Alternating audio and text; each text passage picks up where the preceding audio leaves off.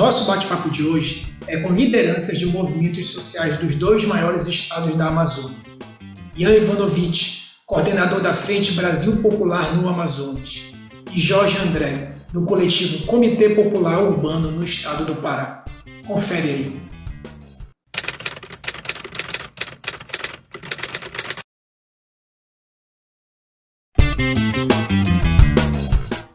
Boa noite, pessoal.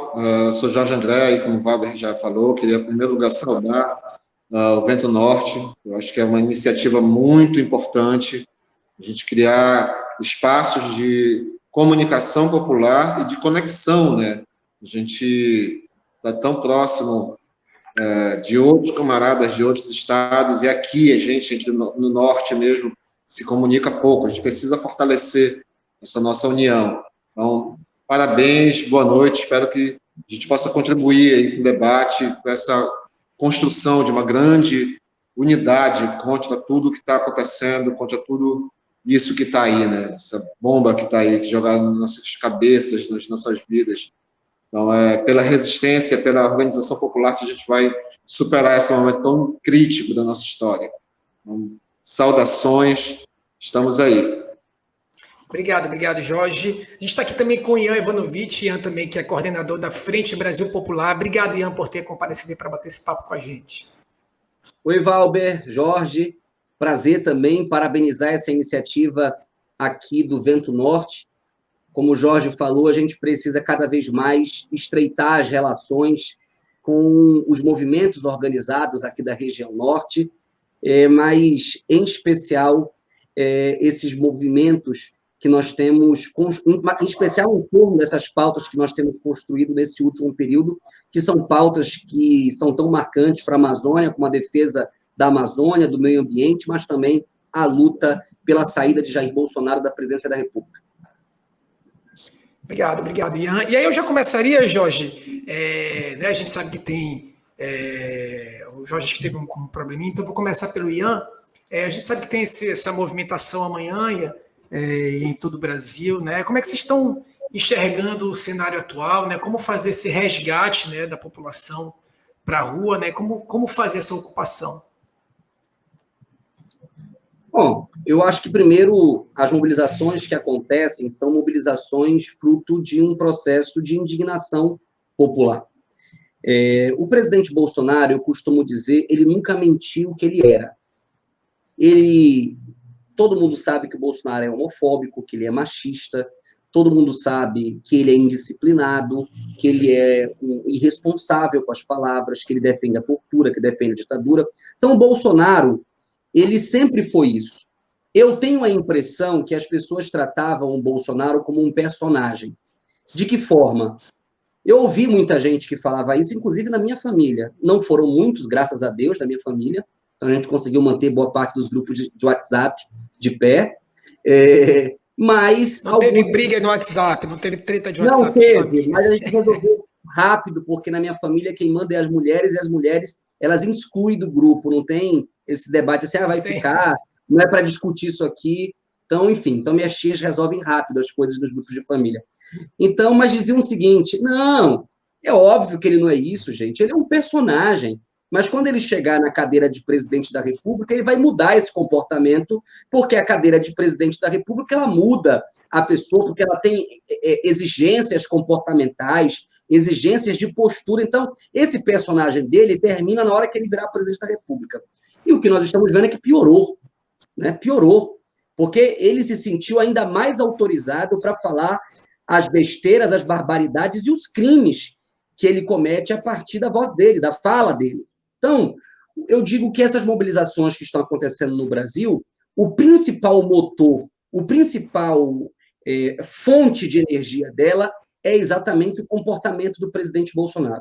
Então, a sociedade ela passa a repudiar esse comportamento dele. E por isso que o ato que ainda está previsto para o dia 24, que houve foi uma antecipação de uma agenda, no sentido de ter uma nova agenda, agora no dia 3 de julho, teve que se construir de forma corrida essa mobilização, em especial a partir dos dois acontecimentos dessas últimas semanas, que é a delação de um deputado federal da base do governo, que diz que, primeiro, foi chantageado, ou recebeu uma oferta milionária para ficar de boca fechada, mas com a pressão sobre o seu irmão, no Ministério da Saúde, decidiu denunciar que havia uma ideia, ou, na verdade, uma ideia não, havia uma ação efetiva de superfaturamento na compra da vacina Covaxin, e que ele havia informado o presidente da República, e aparentemente o presidente da República não fez nada. Eu olhava os meios de comunicação há pouco,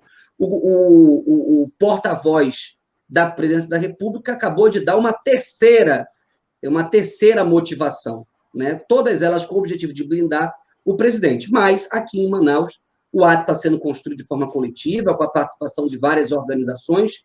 Nas duas últimas mobilizações, você já vê caras diferentes, né? Lá em 19, uma senhora já veio me dizer, olha, meu filho, eu votei no Bolsonaro e eu me sinto responsável por isso agora eu estou aqui na luta, na rua, para tirar quem eu votei. Você acha que eu sou bem-vinda no ato? Fique à vontade, a senhora é bem-vinda, e da minha parte a senhora não vai ouvir, eu avisei. Mas o ato é plural, e todos aqueles, inclusive os que dizem eu avisei, ou qualquer uma outra coisa, são bem-vindos na construção dessa agenda, inclusive a senhora que votou no presidente Bolsonaro. Jorge, e Belém, Jorge, como é que essa movimentação, né, como é que a esquerda e os movimentos populares em Belém, no Pará, né, como é que está sendo essa organização, como é que está sendo a estratégia para fazer esse resgate, né, popular, enfim, para construir esse movimento de rua? Bem, aqui a gente está vivendo um momento um pouco diferente, né, do quadro nacional, porque a gente tem um governo de esquerda na prefeitura. Eu sou ativista dessa construção, sou um cara que estou muito feliz com o fato de a gente ter aí um respiro, né? A gente está, inclusive, organizando o fórum social para acontecer aqui, uma o Fórum Panamazônia, né, para trazer mais discussões. Estamos no processo de participação popular, de construção do plano diretor, do orçamento, né? Uma espécie de orçamento participativo.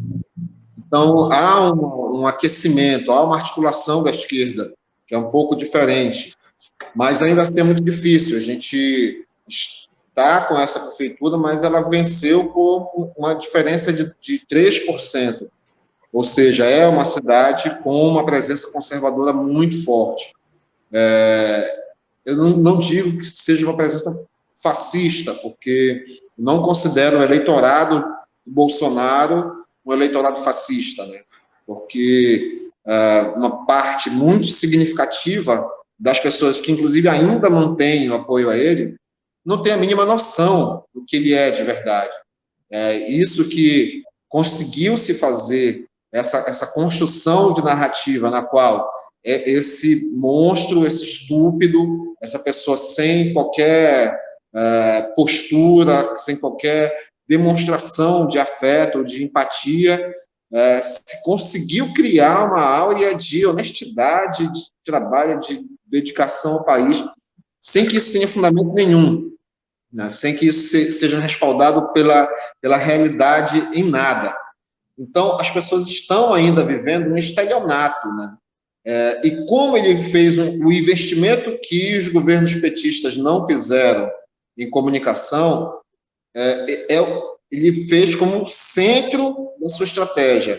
Desde o primeiro momento, o grande foco da sua ação, né, política foi no campo da comunicação. Então, o investimento nas fake news, toda uma infraestrutura bilionária para atingir as pessoas no WhatsApp, para atingir as pessoas nas igrejas, para cooptar as televisões, as mídias de múltiplas plataformas que não estavam tão afinadas assim, ou com o governo, ou com algum empresariado um pouco mais progressista. Todas foram cooptadas, receberam uma enxurrada de dinheiro para criar, né, esse verdadeiramente um mito, mas não o mito da honestidade, ou o mito da hombridade, como ele se coloca, né?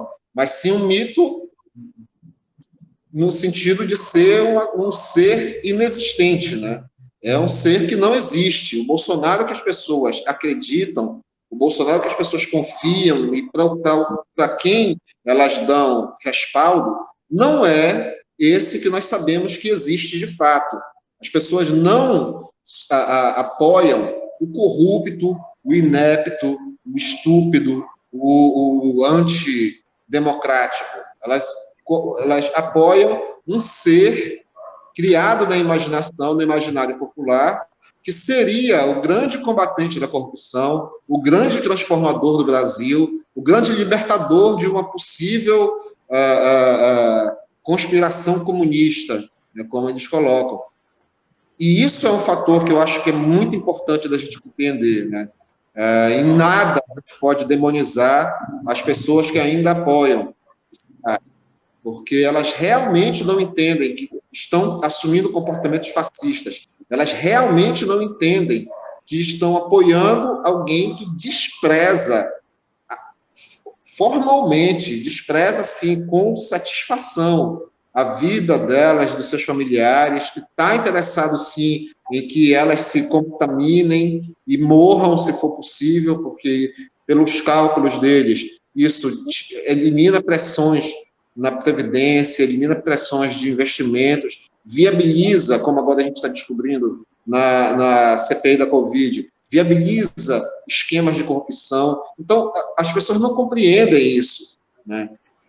E eu estou participando do ato, né, da construção do movimento Fora Bolsonaro, no campo também da comunicação, né, tanto na mobilização popular quanto na produção de algumas peças. E o esforço que a gente faz é de não falar militez, não vamos falar no nosso idioma, né?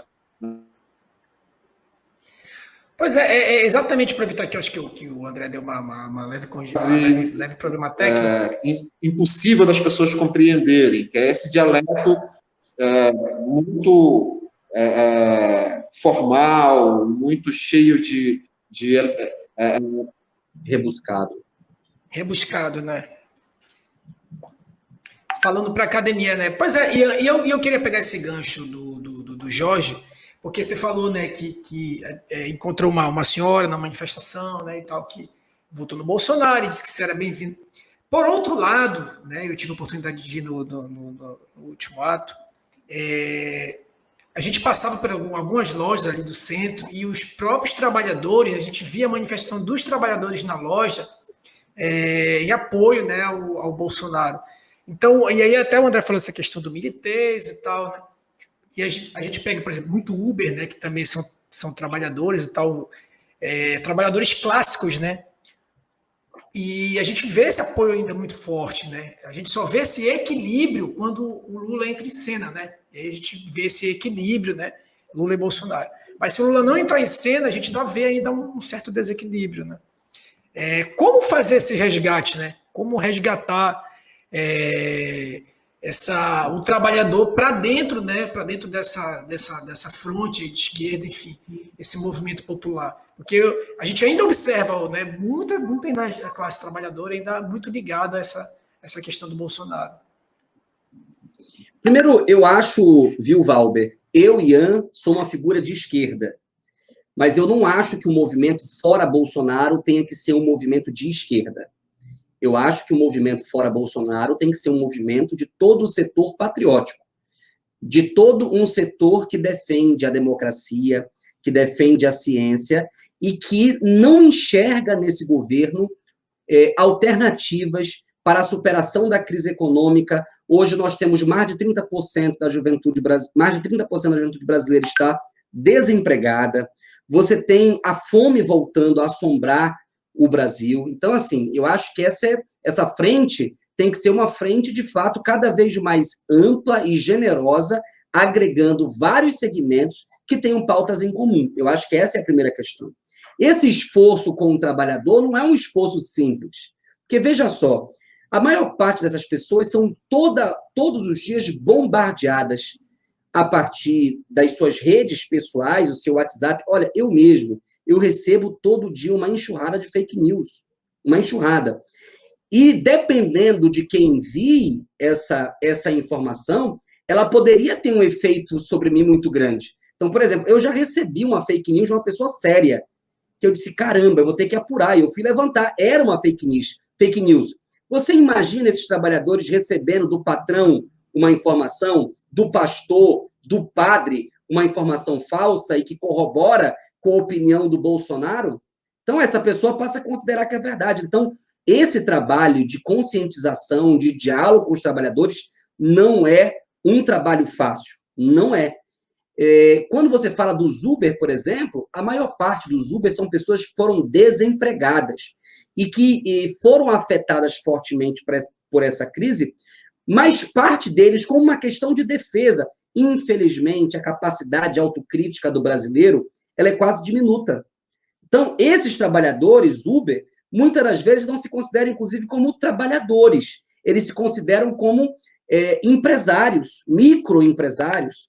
Então, e para se comportar como um microempresário, muitas das vezes acha que é preciso ter um comportamento conservador, quando, na verdade, os Uber são trabalhadores e pessoas que precisam ser melhor assistidas. Vejam só, os Uber são explorados por esses proprietários dessas plataformas de aplicativo que não oferecem segurança alguma para esses trabalhadores. Eu, pelo contrário, eu acho que as câmaras de vereadores, as assembleias legislativas precisam pensar cada vez mais políticas públicas como para esses trabalhadores, os Uber, que acabam vivendo nos seus mundos dentro das suas redes e passam o dia todo sendo bombardeado por essas redes.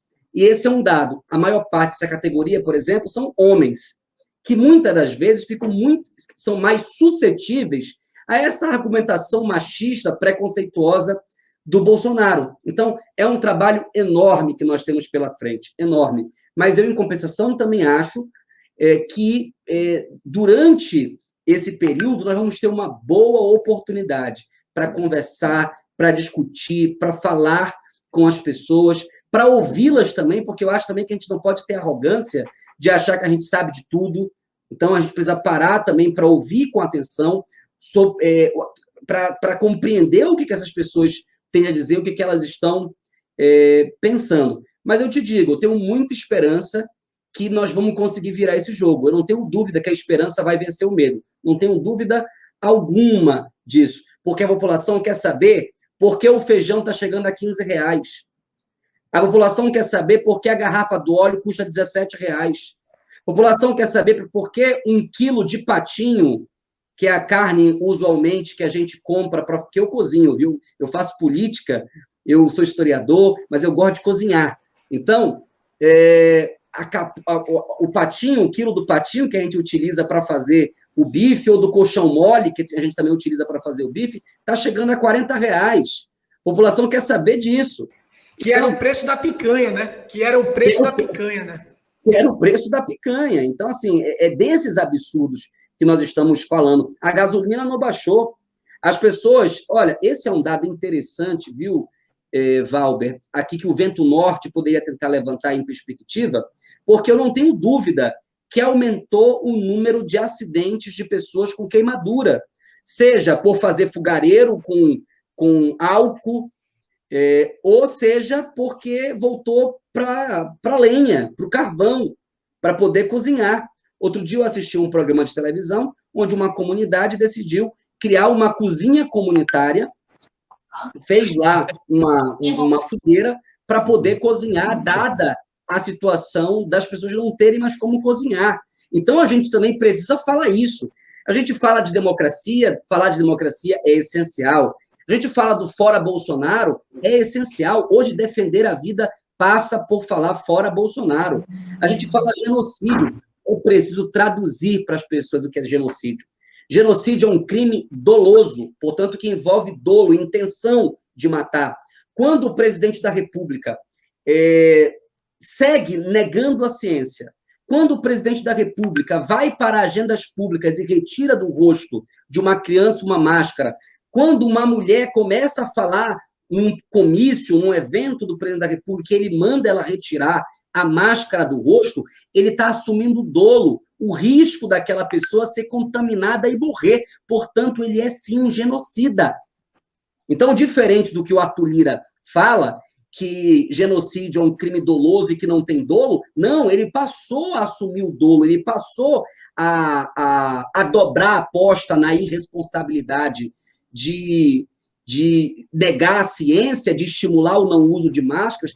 Então, assim, isso em algum momento vai ter que vir para a ordem do dia. Agora, a população, ela acha que a máscara é um negócio ruim, e é mesmo, é inconveniente, é chato, ainda mais quando você não tem uma máscara apropriada. Então, assim, você imagina esse sufoco de você estar com uma máscara, aí você encontra o líder da nação que está usando a máscara. E, olha, infelizmente, existe um núcleo de religiosos muito que mal conhecem a Bíblia, na verdade, que reproduzem somente aquilo que é dito. Eu, de vez em quando, outro dia eu recebi, e quero compartilhar com vocês, não vou me alongar muito aqui, porque o Jorge está aí para falar também, junto contigo, Valber, mas eu recebi uma mensagem, olha, a Bíblia fala que nós temos que respeitar todas as autoridades. Eu sempre costumo dizer, é verdade que nós precisamos respeitar e dialogar com as autoridades. Mas é verdade também que o concílio que definiu que isso entraria na Bíblia não tinha ainda tido a experiência na Terra com Hitler e Bolsonaro. Então, tenho certeza que num próximo concílio vão fazer um ajuste nessa parte. E eu, que tenho uma formação religiosa, eu sempre digo, olha, se paute na dúvida, se você não leu a Bíblia toda, se você não teve, se paute pela cruz do Espírito Santo, amar a Deus sobre todas as coisas e amar ao próximo como a ti mesmo. No amar ao próximo como a ti mesmo, o Bolsonaro já sai fora, porque de longe o Bolsonaro não ama o próximo como a ele mesmo. Ele se ama como ama os seus filhos, é completamente do amor ao próximo, porque os filhos dele seguem bem protegidos, mas a sociedade segue completamente desprotegida. Legal. Agora, Jorge, sobre ainda a questão dos movimentos, né? O Ian falou dessa questão, né, do genocídio, enfim, o que implicaria, né, das centenas de pedidos de impeachment. A pauta, né, desses movimentos que estão surgindo de rua, ela é inicialmente impeachment ou ela já traz consigo diversas outras pautas, né? Porque se argumenta muito essa questão de que não, o Bolsonaro caindo, assume Mourão e, portanto, estruturalmente se mantém, né, essa forma de governo. Então, a pauta se limita ao impeachment ou há uma ampliação de pautas? Por enquanto, a grande questão, né, a grande comunicação é alcançar o consenso que gere o impeachment, né? Como a gente comentou mais há pouco, Collor, quando caiu, tinha 9% de aprovação. A Dilma estava com 8%, né? Bolsonaro se mantém na média dos 25% a 30%, né? 27%, 30%, dependendo da boa vontade de quem precisa. Mas a realidade é que ele tem uma aprovação popular muito grande. E enquanto a gente não conseguir romper essa bolha, enquanto a gente não conseguir comunicar bem para essas pessoas o quanto é urgente tirá-lo, o quanto é urgente mudar a situação, a gente não passa da primeira etapa dessa luta, né? Me preocupa muito um possível governo Mourão, me preocupa muito a perspectiva ainda mais intensa, né, de colocar poder na mão desses mais de 6 mil militares que já estão no governo federal. E com o decreto que o Bolsonaro promulgou há pouco tempo, tentando acabar com qualquer para que os militares assumam cargos civis, o que se vê é a organização a busca por consolidar o golpe de 2016, né, usando essa brecha da nossa democracia para estabelecer e ratificar a presença dos militares no governo. E isso é muito grave, porque o bolsonarismo é muito maior do que o Bolsonaro, né? O bolsonarismo é a consequência de um consenso de classe que se estabeleceu ao redor dele como seu representante. Mas ele não é a fonte, ele não é a causa, ele nem sequer é o sustentáculo do bolsonarismo. Ele é a personalidade pública. Se ele cair, mas a lógica que levou ele ao poder, a lógica, o consenso de classe que coloca ele nesse patamar de força, se isso não for abalado, a gente pode ter um bolsonarismo sem Bolsonaro, né? O mercado financeiro está muito satisfeito com o governo Bolsonaro, uma parte muito grande da mídia está extremamente satisfeita porque ele distribui dinheiro a rodo, elegeu a Globo e alguns veículos como seus inimigos, mas muita gente está ganhando muita grana, né? A gente vê aí esses blogueiros, esses influenciadores, né? Existe todo um mercado paralelo da comunicação de massas, dando força, né? Vigorando essa busca por manter esse cara no poder. Então, a gente precisa romper essa bolha. A CPI da Covid tem um papel muito importante nesse processo, porque mesmo com as privatizações, mesmo com o fracasso da gestão econômica para o povo, mesmo com as tentativas de sabotagem, de destruição da educação, da saúde, os desmandos da segurança pública, né, que vem vendo a lógica miliciana se fortalecer, mesmo com tudo isso, há um consenso de classe ao redor dele. E a CPI da Covid é a principal força nesse momento que vem conseguindo abalar isso, porque a máscara de anticorrupção, a máscara de incorruptível, de combatente da corrupção, acabou. A gente está vendo que ele negociou com as nossas vidas, ele se recusava a aceitar as ofertas da Pfizer, de outras fontes de vacina, se negava completamente a aceitar as medidas de proteção por interesse. Essa é a grande desmoralização. Essa é a grande peça desse quebra-cabeça, que se a gente conseguir consolidar na mente das pessoas, se a gente conseguir comunicar bem, se a gente conseguir fazer com que o povo perceba o quanto se caiu num conto do vigário, conto do vigarista, na verdade, né? Se essa compreensão for consolidada na cabeça das pessoas, como está sendo, né? Cada vez mais eu vejo gente se arrependendo, gente mudando de posição, forças políticas, esse super pedido de impeachment, que lista 23 crimes diretos, né, da gestão desse cara, são elementos importantíssimos. E a cada dia aparece uma denúncia diferente, gente. $1 por vacina. $1 de propina por vacina. Aí o cara que vai lá denunciar é, na verdade, um infiltrado, um PM com um áudio forjado. Quem mandou esse cara lá? Quem plantou esse cavalo de Troia na CPI? Com que interesse estão tentando desvirtuar as investigações?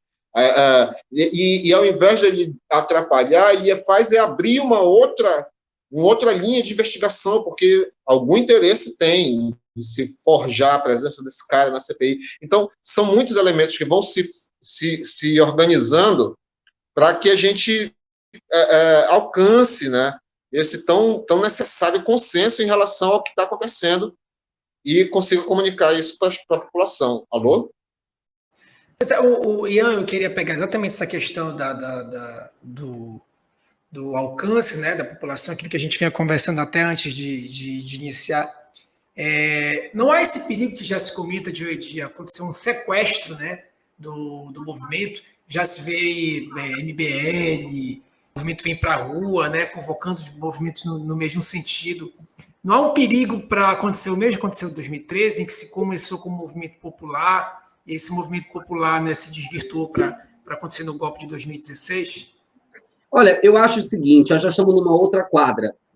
Lá eu falo militez, né? Quadra. Eu acho que a gente está num outro momento, porque 2013, olha, eu fui presidente da União Brasileira dos Estudantes, da UBS, e nesse momento de 2013, eu tinha convivido um ano antes com o movimento Passe Livre.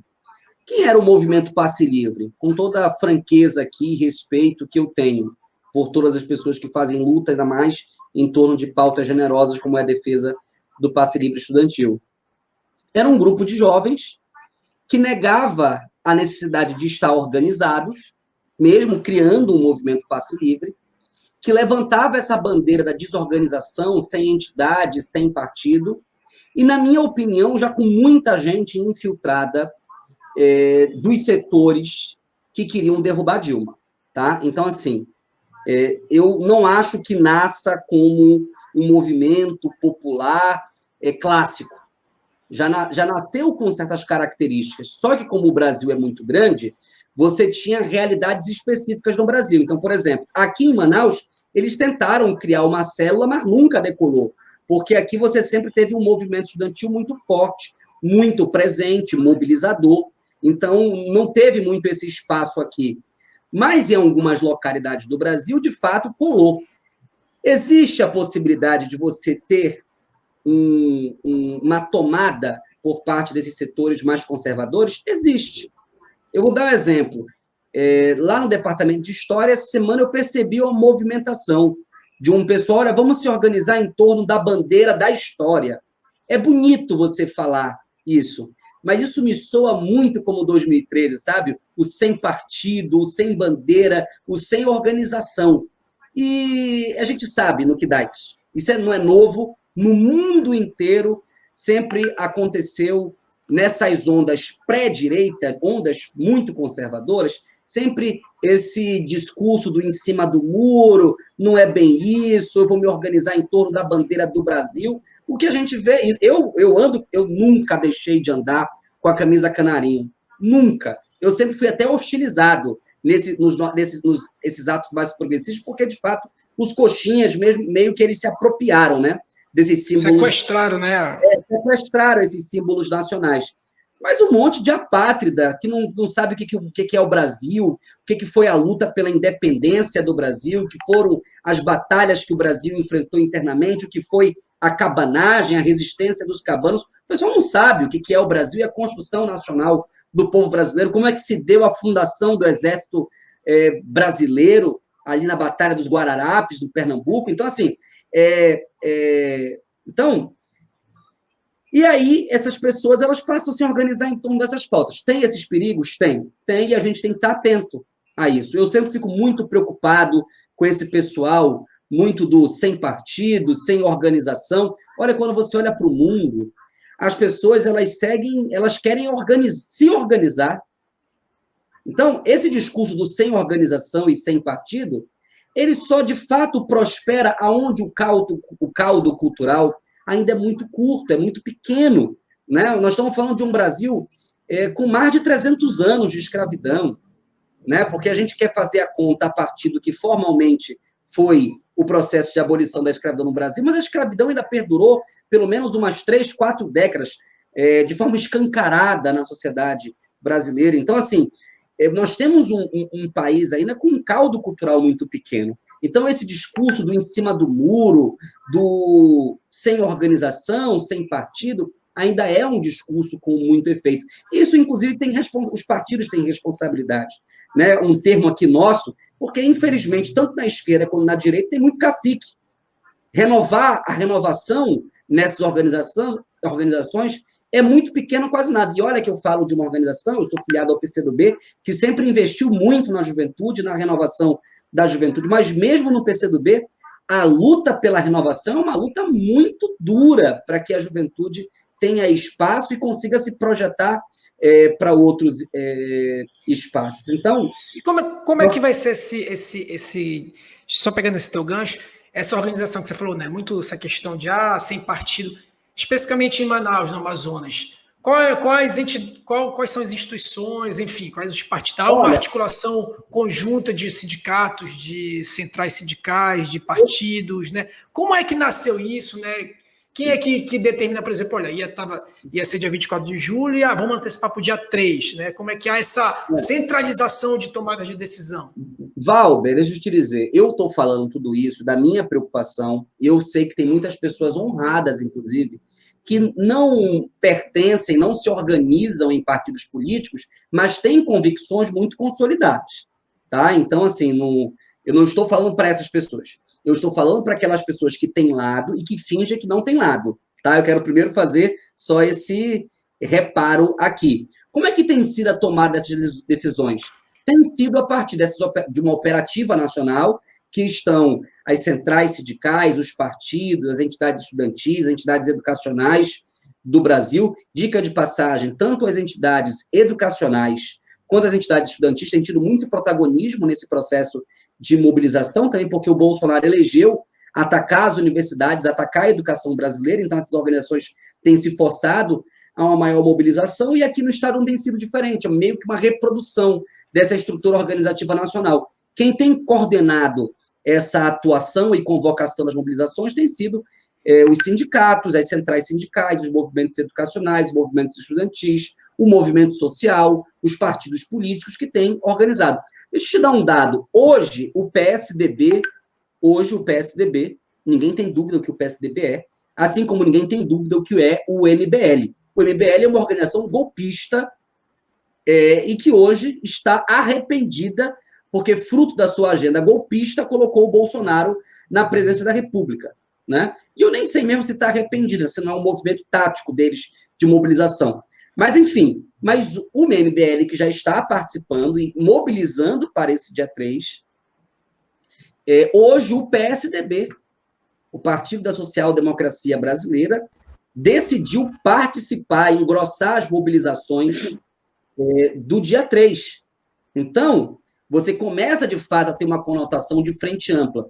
Eu sempre falo muito para meus colegas que comungam comigo das mesmas ideias, do mesmo campo político, e todas as vezes que vão falar de frente, é assim, a frente para alguns é o seguinte, é o PCdoB, o PT, o PSOL, o PSTU, o PCB, a UP, aí começa a ser amplo, PDT, o PSB, entendeu? Essa é a frente ampla na cabeça de muita gente. Isso não é frente ampla, isso é frente de esquerda e de centro-esquerda. O Edmilson Rodrigues deu um show de frente ampla. O Edmilson Rodrigues não seria prefeito de Belém se não fosse por uma frente ampla. Aqui o Jorge falou dos números apresentados. Agora você pode ser eleito numa frente ampla e ter um programa progressista para a cidade. Aqui em Manaus, o pessoal vai demorar um bocado de tempo, infelizmente ainda, Jorge. E não é porque não sabe fazer conta, muitas das vezes é por conveniência mesmo. Então, mas as mobilizações, elas têm um caráter amplo. E eu quero aqui aproveitar o Vento Norte para convidar as pessoas, independente de partido político, independente da sua perspectiva ideológica, se você considera que para parar essa onda de desemprego, de fome, de aumento de preço na carne, na gasolina, na botija de gás, é preciso tirar o Bolsonaro, você é bem-vindo. Essa é a chamada principal. Não importa de que partido você é, não importa em torno de que bandeira você se organiza, o que importa é que você comunga da ideia de que não dá mais para ter alguém, um boçal, que governa o Brasil achando que ele está comandando a casa dele, né? Então não dá para ter isso. E quando eu falo isso, porque geralmente a gente fala não uma pessoa que comanda a sua casa, que organiza a sua casa. É verdade, alguém que consegue organizar a sua casa é desafiador. Eu aprendi isso quando eu passei a morar só, meu amigo, porque eu descobri que precisava colocar água para ter água na geladeira, alguém precisava colocar. Então é preciso organizar a casa. Mas o Bolsonaro não organiza nem a casa dele. Então ele trata o Brasil como ele trata a casa dele, de forma desorganizada. Então não dá mais, chegou no limite, e agora tem crime, porque a gente já sabe que tem crime. Bolsonaro nunca foi honesto, e todos nós sabemos disso, mas ainda tinha gente que tinha dúvida se ele tinha crime, se ele era honesto, se ele era corrupto. Agora acabou esse discurso. O cheque da Michelle não tinha sido suficiente, o Queiroz não tinha sido suficiente, agora talvez com a vacina as pessoas entendam que nós estamos falando de um corrupto, para além de genocida, um corrupto. Então agora tem a corrupção e agora tem rua. Então, uma hora ou outra, a Câmara Federal vai ter que colocar na ordem do dia pelo menos um dos pedidos de impeachment que estão lá. Jorge, você acha que o Ian estava falando a questão de rua, né? Você acha que esse movimento ele é uma crescente, ele cada vez mais está aumentando, ele se estabilizou? Estou falando em questão de rua, quantidade de pessoas. Você percebe que há o alcance do que Ian falou, da frente ampla, enfim, pessoas que não necessariamente sejam de bases populares ou de movimento de esquerda, mas, enfim, centro, até centro-direita, ou até a direita tradicional, a direita liberal, de certa forma, cada vez mais está compondo esse movimento, e se você entende que essa composição, de uma certa forma, traz algum perigo para o movimento? Eu vejo um ascenso, sabe? Eu vejo um crescente. As duas manifestações registraram isso, né? A gente teve por volta de 3.000 pessoas na primeira, foi mais de 6.000 pessoas na segunda. A gente espera amanhã, talvez não seja um quantitativo tão grande, porque foi chamada pouco. A gente já tinha feito chamado para 24 de julho e foi antecipado.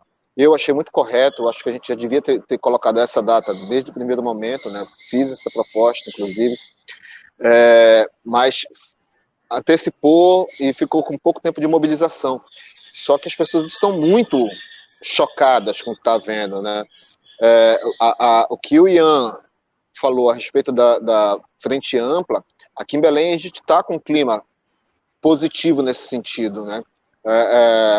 Se formou um consenso de recuperação da cidade, né? A gente passou por 16 anos de governos muito ruins, então está todo mundo decidido a mudar a cidade. E é um pouco essa sensação que eu acho que o país vai chegar, né? A gente precisa sair a gente precisa sair dessa situação, virar esse jogo, virar essa página, né? Não dá para aguentar a situação que a gente está vivendo. Então, eu vejo com muito otimismo esse processo de mobilizações, porque, ao contrário de pautas frias, como a gente vinha chamando, né, vinha tentando mobilizar, agora a gente está com o assunto mais importante da história, a questão mais relevante do século, sendo o centro do questionamento a esse governo, né?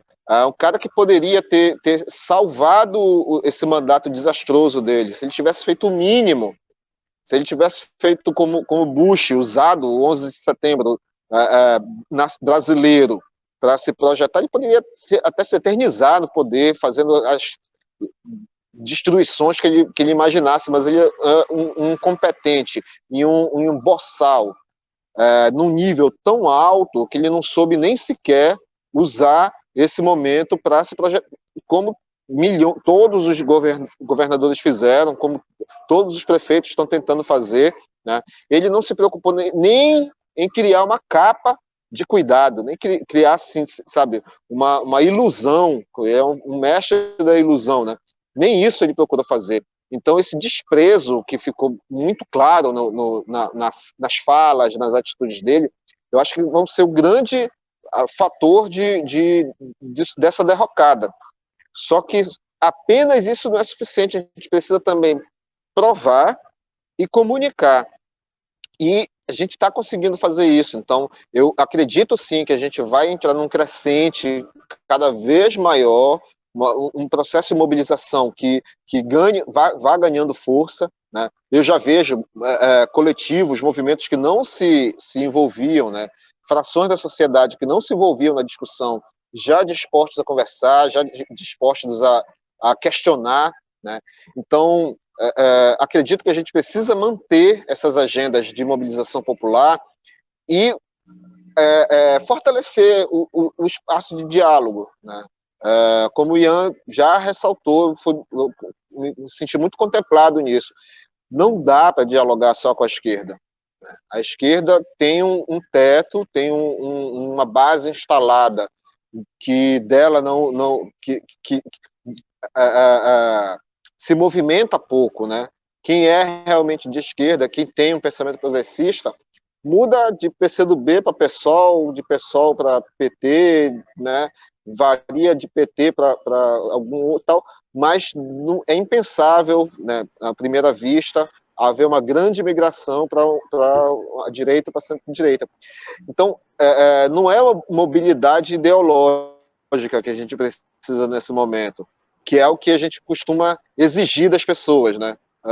e alguns mais radicais ainda vão fazer arqueologia militante. Se até a terceira geração, o cara foi do PSDB, ele é execrável. Né? Então, mas piada, eu queria até... Mas, eu queria até... Eu acho que nesse momento é isso que a gente precisa, é criar o ambiente propício para todas as aproximações possíveis, porque nesse momento o matiz ideológico não é o preponderante, né? Diga aí.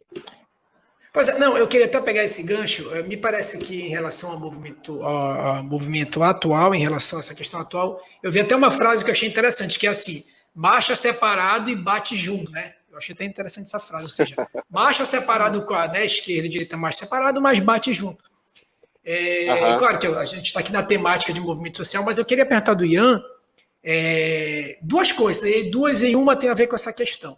Primeiro, a gente vê que, em média, o impeachment dura de 6 a 8 meses, né? Então, se o Congresso retornar em agosto, e ainda eventualmente que se abre impeachment em agosto, a gente praticamente emenda impeachment e eleição junto, né? E aí essa questão da frente ampla foi uma questão que eu perguntei até para o José Ricardo, que é um deputado federal aqui do Amazonas, né? Deputado federal do PT. Aquele velho dilema: se faz a frente ampla e, por outro, a esquerda tem um alcance limitado, como a direita também tem, e aí é preciso fazer essa frente ampla para expandir. Por outro lado, o que garante que com esse rearranjo da frente ampla não vai acontecer numa primeira oportunidade o que aconteceu em 2016, né? Aquela traição do Temer com a Dilma. Então, se por um lado é necessário expandir, por outro lado, o que garante que isso não vai se tornar uma armadilha no futuro, né? Daí que vem também a grande crítica da esquerda radical, não radical no sentido de intolerante, mas no sentido de ir à raiz, de que essa frente ampla, de uma certa forma, ela tem um prazo de validade. Então, eu queria essas duas em uma aí para você, Ian. Duas perguntas espinhosas, né? Mas cabeluda, eu lhe digo o seguinte, Valber. Eu acho que, primeiro, pelo que eu até anotei, arqueologia militante. Eu acho que essa foi boa. O primeiro desafio é a gente não promover esse tipo de arqueologia. A arqueologia histórica de pesquisa precisa ser feita e muito, né? Mas a arqueologia militante, eu acho que ela deveria ser colocada num segundo plano agora. Isso porque todas as vezes que a gente vai procurar nessa arqueologia militante informações para desacreditar alguém, sempre se encontra. Da mesma forma, nós precisamos ter cuidado ao olhar para o que aconteceu em 2016. Na verdade, muita gente talvez tenha tido a expectativa de que tinha chegado ao poder ao eleger Lula em 2002, né? 2003, a sua posse. Quando, na verdade, não aconteceu. O que aconteceu é que houve uma vitória eleitoral.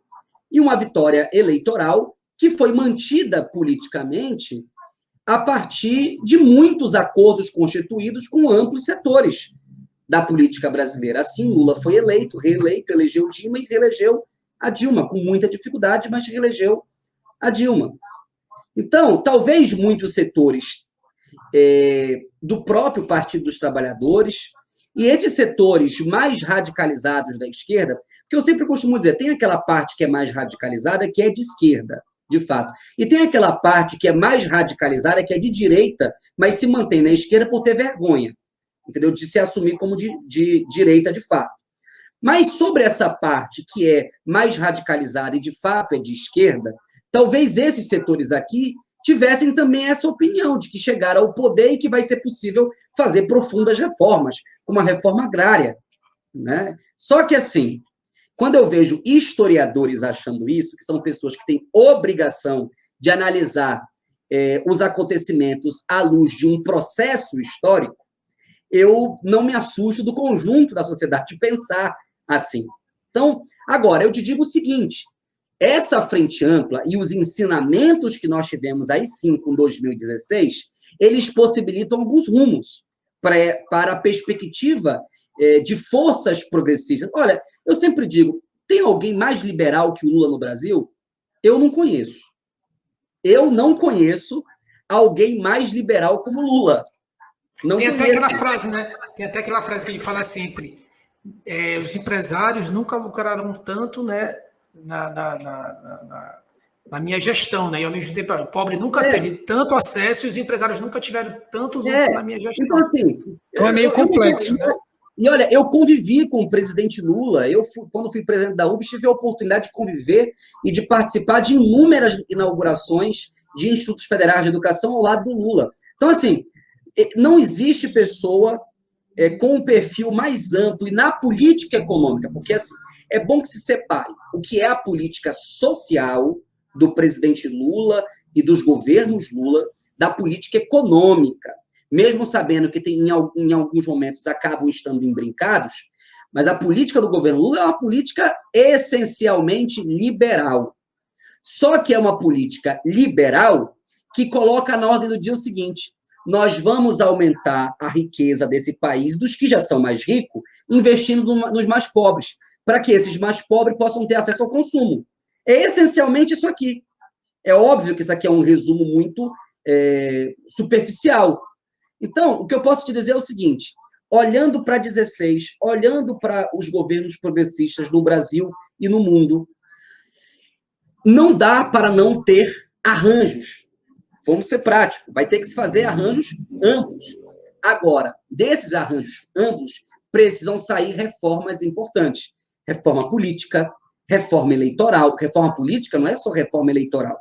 Você precisa fazer uma reforma política, você precisa fazer uma reforma eleitoral, você precisa transformar políticas que foram tratadas como de governo como políticas de Estado, então, que beneficiaram a população brasileira, e não vai ter jeito, nós vamos ter que retomar algumas coisas. Não sei se vai ser possível, mas, por exemplo, retomar o controle sobre a parte energética do Brasil, nós vamos ter que retomar. Se o Bolsonaro está vendendo a Eletrobras, nós vamos ter que retomar a Eletrobras. E vamos ter que fazer um debate, em especial com os servidores públicos e com o parlamento brasileiro sobre o servidor público. Então, que é o que está na ordem do dia, querem acabar com a estabilidade do servidor público. Sem o servidor público, nós não teríamos tido a denúncia que nós temos hoje sobre o superfaturamento das vacinas. Então, assim, esses temas todos que eu estou falando aqui dentro dessas duas perguntas dificílimas que você fez, eu diria o seguinte: centro no que for necessário para tirar o Bolsonaro a partir dessa frente ampla. Outro dia eu conversava com um personagem do PSDB e ele me dizia o seguinte: Ian, é muito parecido com o que era o final da ditadura militar para votar o colégio eleitoral. O que acontece? Um dia, nós estávamos todos juntos, todo mundo, centro-direita, a direita com a centro-esquerda e com a esquerda, toda junta, para poder derrotar a ditadura militar. Derrotar a ditadura militar foi cada um para o seu quadrado e a porrada comia no centro. Então, eu diria o seguinte: o Bolsonaro caçou o direito do setor democrático brasileiro divergir. Eu estou falando da esquerda, não. A esquerda não era para brigar nunca a essa altura do campeonato. Mas o Bolsonaro caçou o direito de divergir dos setores democráticos brasileiros, que se organizam em torno da Constituição de 88. O que o Bolsonaro quer, na verdade, é negar a Constituição de 88. O Paulo Guedes fala isso claramente. A Constituição de 88, ela assegurou direitos demais, e o Brasil não consegue pagar esses direitos demais que a Constituição de 88 assegurou. Então, não vou falar para concluir, porque é militez, e eu estou aqui tentando me disciplinar dentro do que o Jorge falou. Mas, para fechar essa ideia, eu diria o seguinte: nós precisamos agora marchar juntos, né? Todo mundo precisa estar junto, juntar o máximo de pessoas possíveis em torno desse programa mínimo, para daí a gente fazer um debate do que será o Brasil que nós queremos construir. Mas isso não é algo abstrato. Acho que algumas coisas já estão no horizonte. O que o Edmilson está fazendo ali, o orçamento participativo lá em Belém, o empoderamento da sociedade em torno do debate dos conselhos, enfim, dialogando com todo mundo. Esse é um desafio que está colocado para a ordem do dia. O que não dá, gente, é para a gente perder a capacidade de diálogo. O Brasil tem perdido a capacidade de diálogo durante o governo Bolsonaro. E a gente precisa de fato, se abrir a isso. Quando surgem novas candidaturas, as pessoas ficam polvorosas a presidente da República. Pois eu não, eu acho ótimo que tenham mais candidaturas. Só que na hora do vamos ver, nós vamos ter que estar juntos. Agora é a hora que está todo mundo se posicionando. O pessoal tem que apresentar a candidatura à presidente da República, o PCdoB tem que fazer isso, o PDT tem que fazer isso, o PSB tem que fazer isso. Todo mundo tem que fazer isso agora. Todo mundo. Mas na hora do vamos ver, na hora que o jogo tiver dado, largada, aí é diferente. Aí nós temos que ver como é que a gente vai reagrupar em torno disso. Terceira via no Brasil, historicamente, não se viabilizou. Basta olhar na história. O negócio de terceira via no Brasil nunca deu certo. Pode inaugurar um novo ciclo? Pode. Eu não sei se vai, mas pode. Eu só acho perigoso quando você tem alguém com o perfil do Bolsonaro, você tentar inaugurar um ciclo de terceira via logo quando você tem alguém como o Bolsonaro governando o Brasil. Mas eu acho ótimo, ótimo que os partidos lancem candidaturas. Essa ideia de todo mundo virar puxadinho ou do Bolsonaro ou puxadinho do Lula, eu sou radicalmente contrário. Ninguém tem que ser puxadinho, nem de Bolsonaro e nem puxadinho do ex-presidente Lula, que é alguém que eu tenho muito carinho e terei muito prazer de votar se ele for o candidato do nosso campo. Eu acho que todo mundo precisa se apresentar, mas eu acho que a frente ampla tem que ser feita. E frente ampla não é junção de legenda partidária de esquerda e de direita, não. Frente ampla com a sociedade, é chamar a associação de moradores, é chamar os grupos de mulheres, é chamar os grupos de jovens da igreja para conversar. Frente ampla, muita gente concebe como um ajuntamento de forças políticas partidárias e já organizadas. Eu concebo frente ampla com a participação da sociedade. Eu, na verdade, se alguns partidos não quiserem nem vir, eu não acho nenhum grande problema. Mas não vir a sociedade, não vir o movimento popular, não vir as igrejas, por exemplo, aí é um grande problema. A frente tem que comportar as igrejas, tem que comportar aqueles que não se organizam em igreja, tem que comportar a sociedade. Falei muito porque a pergunta foi também difícil. Não, tranquilo, nada de frente ampla, nada de ir para Paris, né? Então a gente vai se encaminhando, Jorge. A gente vai Agora tem que ficar no Brasil. Essa história de ir para Paris não tem que ter agora, não. A gente vai se encaminhando para o final. Então, Jorge, eu vou abrir primeiro para o Jorge e depois abro para o Ian para fazer as considerações finais e, enfim, convocar o pessoal para amanhã. O Jorge, acho que seu microfone está desativado. Então, ativar o microfone para, enfim, fazer as considerações finais, chamar o pessoal para amanhã, para a gente já se encaminhando para o final. Ok. Bem, em primeiro lugar, muito obrigado pelo convite, né? Reforçar meus parabéns pela iniciativa. A gente precisa de muitos espaços, né, em que o debate aconteça. Queria agradecer o Ian pelas colocações muito acertadas, muito pertinentes, né, e claras, assim, compreensíveis, né. Bato muito nessa tecla de a gente investir em comunicar o nosso discurso, nosso debate, né, desmistificar, né, essas lendas sobre um pseudo-comunismo que a gente nunca teve, não tem no nosso horizonte concreto, apenas nas ideias, né? Mas a gente tem aí algumas lições muito necessárias, né? Eu acho que a esquerda precisa compreender que estar certo não é suficiente. Se fosse, a gente não teria nem passado pela ditadura militar, porque os nossos ativistas de décadas, nossos intelectuais, nossos artistas, nossos pensadores todos têm uma visão de Brasil muito pautada, né, no humanismo, numa busca por uma sociedade melhor, mas isso não se materializa na realidade, né? Isso só vai se materializar a partir do momento que a gente construir isso, a partir do momento que a gente enfrentar de frente o racismo, que é um pilar da nossa sociedade, das relações políticas, das nossas relações humanas, das nossas relações sociais, né? Tá manifesto na nossa esquerda, que é predominantemente de pessoas brancas, para pessoas brancas, né? Então, o racismo mantém a justificativa de uma série de opressões, a essência do machismo, é a essência dessa opressão policialesca, esse estado policialesco que a gente vive, né? É graças à justificativa do que o Marcelo Freixo chama de matáveis, Nós temos uma fração gigantesca da nossa sociedade que é considerada descartável. E essa parcela da população é que está sendo mais atingida por tudo que está acontecendo.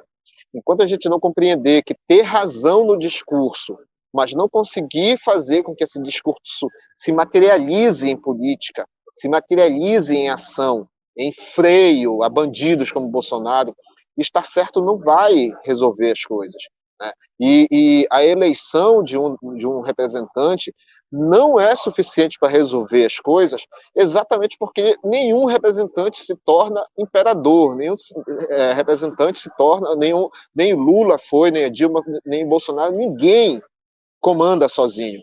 É graças à existência de um governo, de um conjunto de pessoas eleitas, é que se chega a um extrato, a uma síntese que resulta na política. O Bolsonaro só está conseguindo viabilizar as coisas que vem conseguindo porque tem um monte de pessoas ao seu redor viabilizando isso. Então a gente precisa entender que o nosso papel político é para muito além da esquerda. Se fosse suficiente tratar com a esquerda, já está tudo resolvido. A gente elege um vereador de cada partido e a revolução está feita. Isso é ilusão. Aqui em Belém, a gente tem 3, 4 vereadores progressistas, o resto é toda a marginália, sabe? Que agora está num consenso exatamente por causa do processo que conduziu à eleição do Edmilson, mas que pode explodir a qualquer momento, como Eduardo Cunha explodiu contra Dilma. Então a gente vive nessa corda bamba, ter que negociar e ter que conviver com o que foi negociado depois, né? Mas qual é a matemática que a gente tem que fazer? Buscar um purismo que nos impeça de estar à frente ou participante dos debates, ou ver a realidade como ela é, interferir nela como ela está, para chegar um dia a um outro estado, né? Eu acho que nesse momento não é o momento certíssimo, não é o momento de buscar a terceira via ou algo que fragilize a nossa perspectiva de tirar o bolsonarismo, que, como eu falei, é muito mais amplo do que o Bolsonaro. O Bolsonaro pode cair estatelado no chão e o bolsonarismo segue, porque as milícias não vão desaparecer quando ele for derrubado. Os militares não vão desaparecer. O partido militar, a ação política desse colegiado de militares que decidiu interferir na vida pública não vai desaparecer. E mesmo o Lula se ganhar, ou o Ciro se ganhar, que também é uma força possível, né? Mas está aí, né? Qualquer um que ganhe vai ter que trabalhar com esses militares. Eles não vão sumir do mapa, eles vão existir, vão permanecer aí. Então a gente tem que saber como construir essa nova jornada para o país. Ela precisa ter como pauta central esses direitos sociais, a reversão do que for possível nessa desgraça que está sendo esse governo, mas nada vai se resolver nosso país da noite para o dia. Porém, o silêncio também não resolve. Se a população não compreender que a esquerda sozinha, os militantes sozinhos, os parlamentares sozinhos, as lideranças não podem fazer nada, e se é o conjunto da população que vai conduzir o país, a gente vai ficar aí nesse mar revolto por mais um tempo ainda maior, né?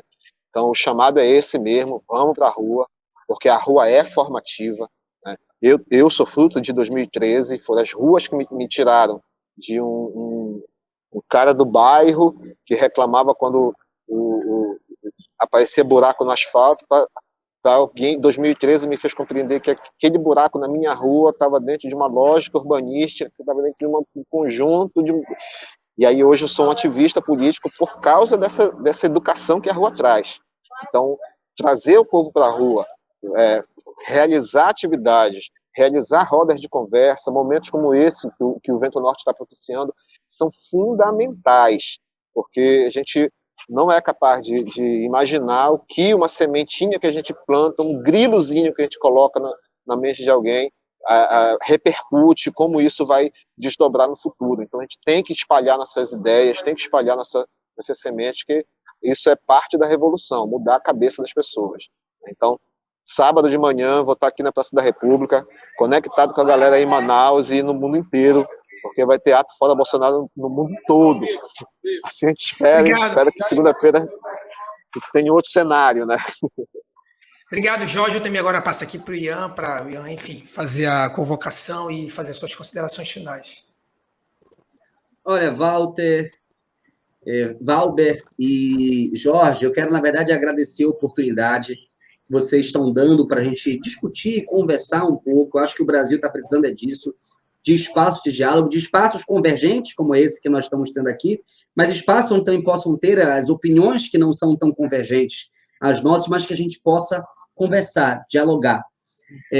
Eu quero dizer para vocês que eu sou daqueles que tem um lado, que tem uma posição. Acho que a gente pode retomar um projeto de desenvolvimento no nosso país. Quero concordar contigo, Valber, agora não é hora de ninguém comprar passagem para ir para a Europa, entendeu? E virar de costas para os problemas que o Brasil enfrenta. Essa história de ir para Paris, descansar a cabeça depois da eleição, não está colocada para ninguém que defende verdadeiramente o Brasil. Agora, o fundamental é ampliar, não ficar tentando encontrar arqueologia militante de ninguém, tentar construir e mobilizando e viabilizando essa agenda política dentro do que você falou. Marcha-se separado, mas bate junto, constrói a agenda junto. Eu acho que isso que é o fundamental que está dado para o Brasil nesse momento, e eu faço votos que o vento norte que nós consigamos construir de esperança, de defesa da Amazônia, de respeito aos povos indígenas, aos povos originários, de respeito às mulheres, às populações negras, os quilombos que nós temos na Amazônia, que uma nova cabanagem possa, de fato, varrer o Brasil com muita esperança, enfim, e reposicionar aquilo que tem que ser reposicionado e retirar aquilo que tem que ser retirado. Em Manaus, nós vamos estar a partir das 15 horas na Praça da Saudade. O ato todo vai acontecer na Praça da Saudade, porque lá também vão passar cantores, vão passar poetas, vão passar figuras da cultura que vão também protestar de uma forma não tão convencional, porque a gente está convencionado a ter 70, 80, 100 pessoas falando durante uma passeata. Nós vamos falar pelas vozes dos cantores amazonenses, das cantoras amazonenses, dos poetas que nós temos aqui, mas também em conjunto, porque também, como ninguém produz mudanças tão rápidas, vamos ter também uma sequência de bloco de falas do movimento social, dos partidos políticos, que é também importante, que faz parte desse processo de construção. Então, um grande abraço ao Jorge aí no Pará. Tome esse açaí maravilhoso e coma esse camarão por nós, que é muito bom. E um grande abraço ao Valber, que nós vamos poder nos encontrar aqui nas ruas, né, Valber, nesse próximo dia 3. Muito obrigado pela oportunidade. Vamos certamente, e vamos marcar outra, enfim, outras plenárias aqui, de repente ampliar esse debate, como você falou, né?